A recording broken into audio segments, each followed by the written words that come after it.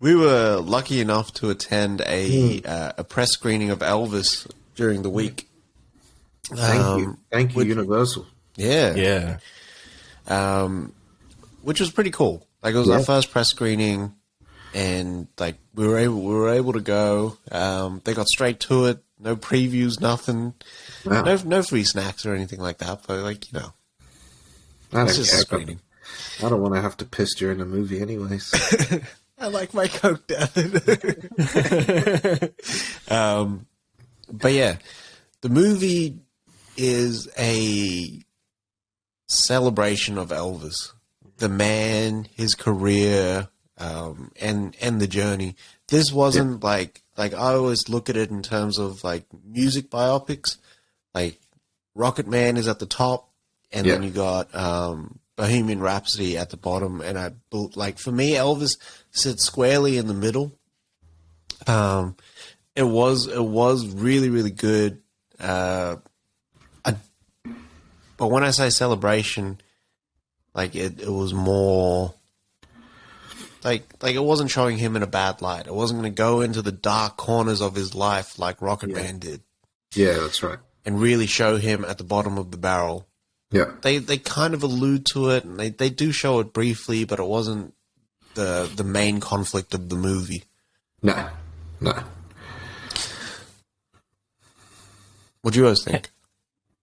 I enjoyed it. I thought it was great. I really liked it. What do you call it? I don't listen to a lot of Elvis on a regular basis. Like, I know like the bangers, but then going through this, I never knew like his influences moving forward. So it was nice to see like him like getting into that and then moving forward as well. Never knew there was a lot of like controversy behind it as well. Always thought Elvis was just the king of rock and roll moving forward, and that was it. Yeah. It was funny that in like 1960s America, like with all like the racism and kind of the separation going on, like Elvis was the biggest threat. Yeah. I like that it touched on the whole, what's it called?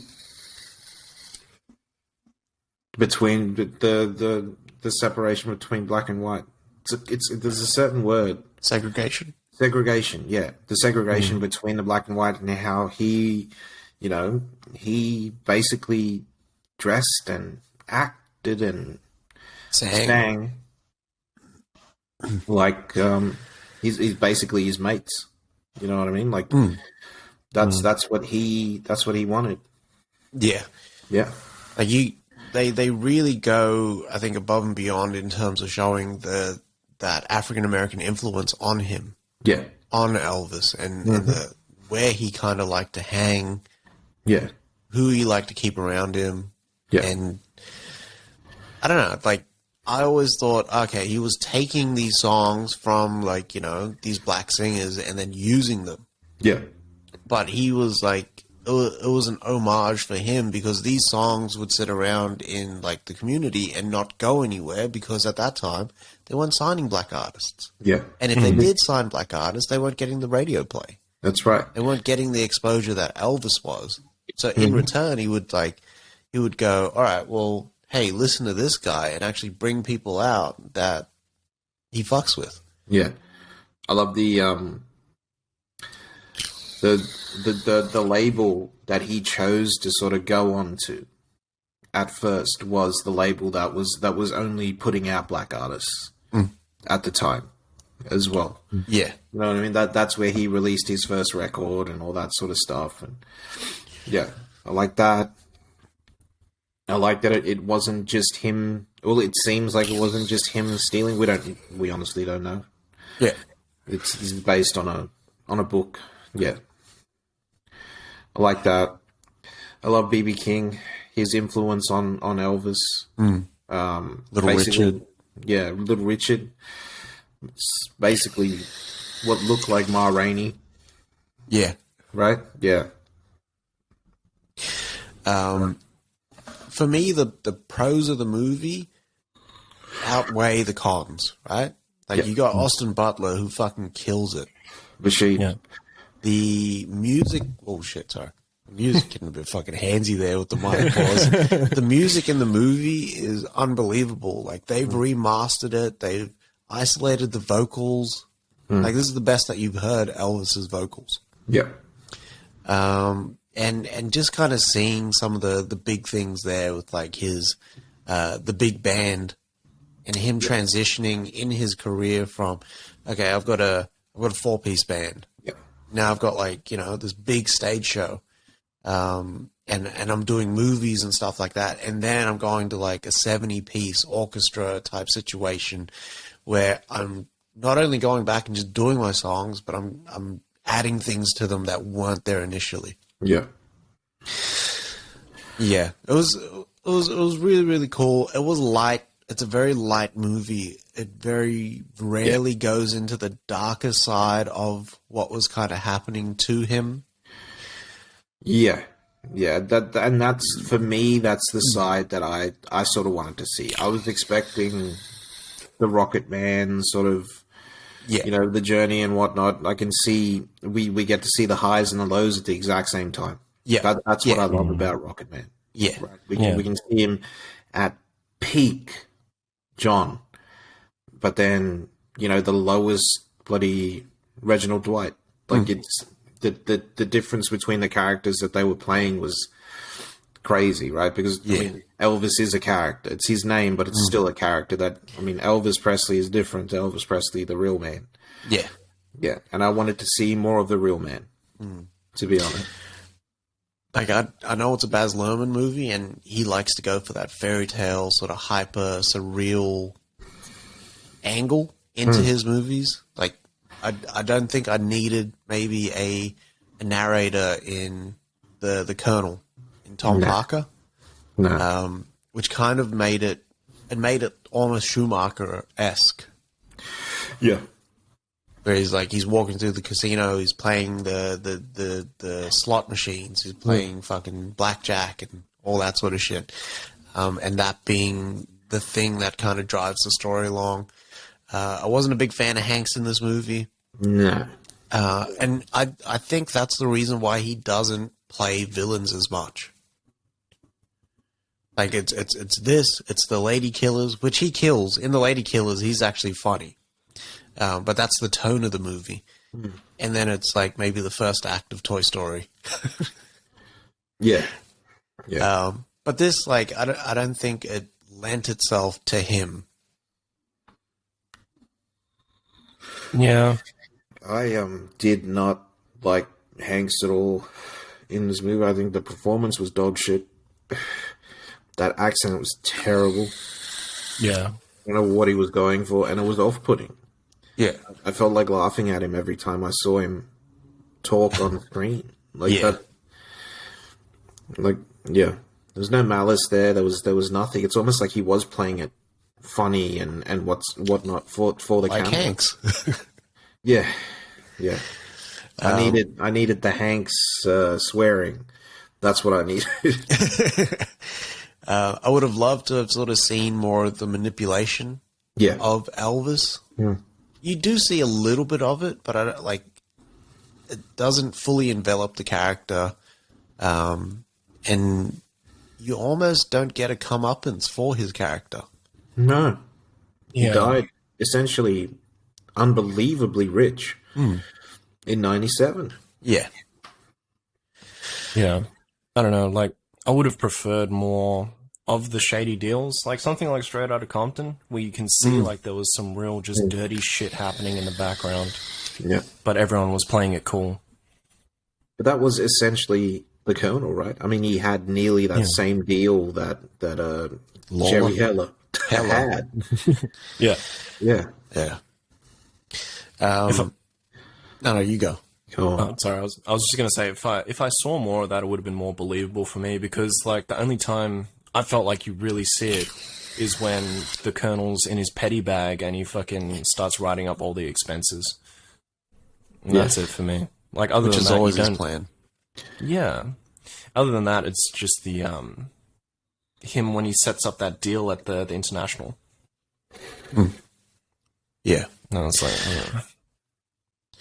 I think the use of like extensive titles though takes out the passage of time in the movie too. Like there's a lot of things that just kind of it moves along at a really, really fast pace in terms of the time jumps.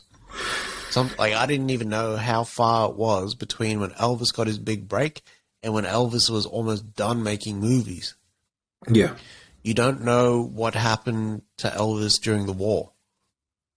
Like the big thing that comes out of that is his relationship with Priscilla, but what else did he do? You know what I mean? How did he serve?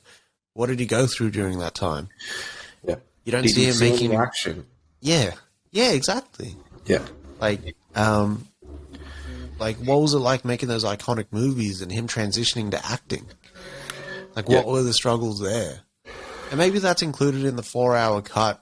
I don't know. But for me that would have made like the stronger picture in terms of filling in the gaps that we don't know. Yeah.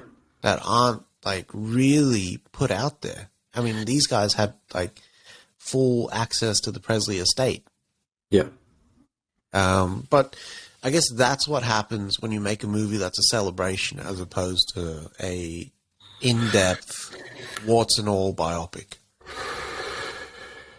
Yeah. If I got to see the lows as much as I did the highs, it would be a more like believable character moving forward as well. But if we're just consistently celebrating a man, we don't get the chance to sort of like have that human connection with him too, because we're like, this man is a god. How can I connect with this? And then this goes from that. We do see him taking pills, but we don't see the effects of that moving forward. Yeah, a lot. Yeah. For me, it's crazy. I like the similarities that I can see now between Elvis and Michael Jackson and Prince and all of those. Like all of them went through nearly all the same stuff. Right? They all had a doctor that they had their own doctor that would prescribe them pills and pick them up and put them down whenever they needed to sort of go through. Yeah. Or go get shit done. Or take care of business, as I like to say. Yeah. Yeah. Which is wild. It sounds like I'm shitting on the movie a lot, but this movie was like one of those sweet movies where like it was all like watch Elvis grow. And this is like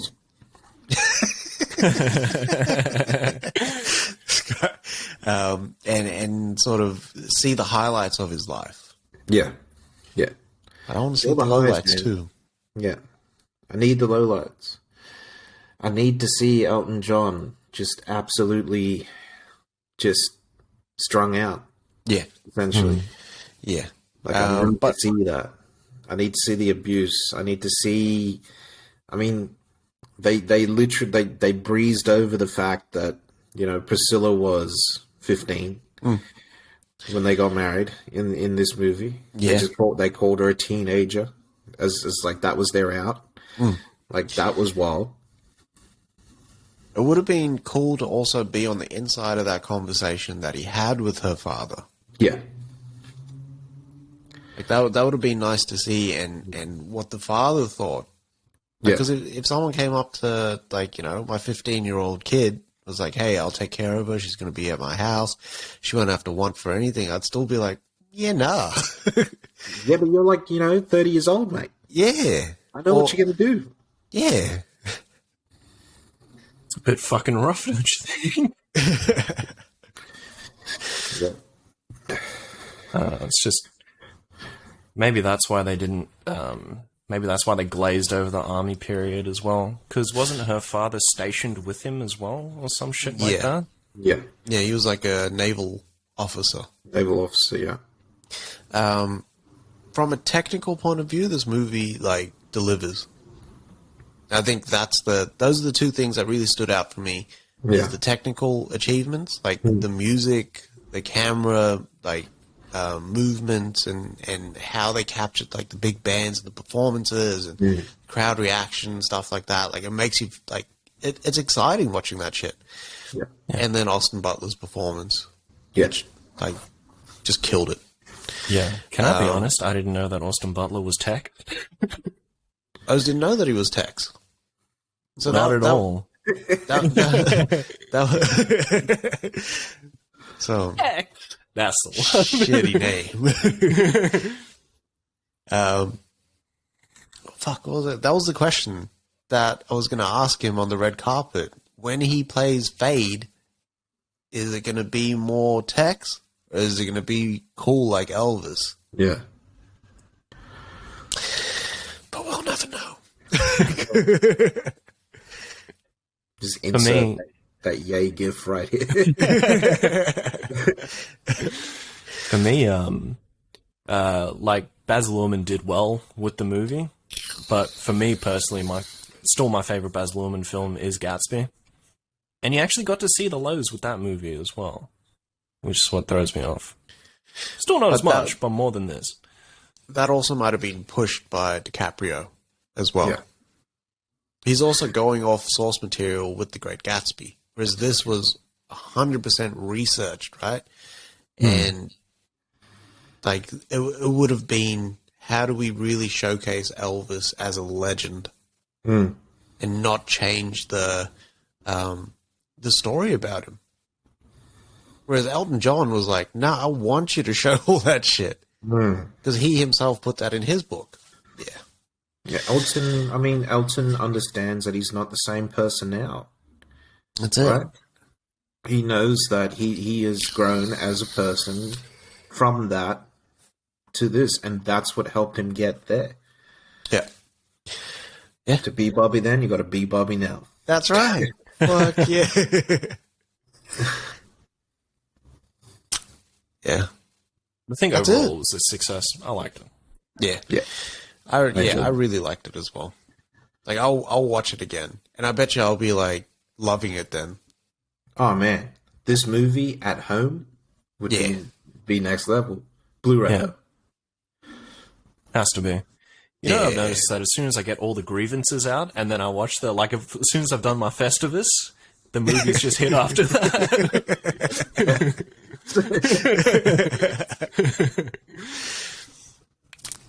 All right, But that's it. yeah, that's a wrap. So yeah, basically, go watch Elvis, people. Yeah, Please. it's worth watching on the big Worth screen. a watch. Yeah, especially if you like an Atmos. Like if it was in an Atmos cinema, would have been next level with those musical performances. I would have been Millie rocking in the stage.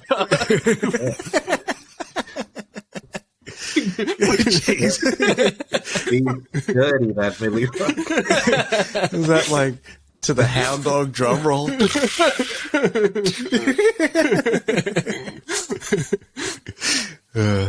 I just went straight to Detroit Burnout.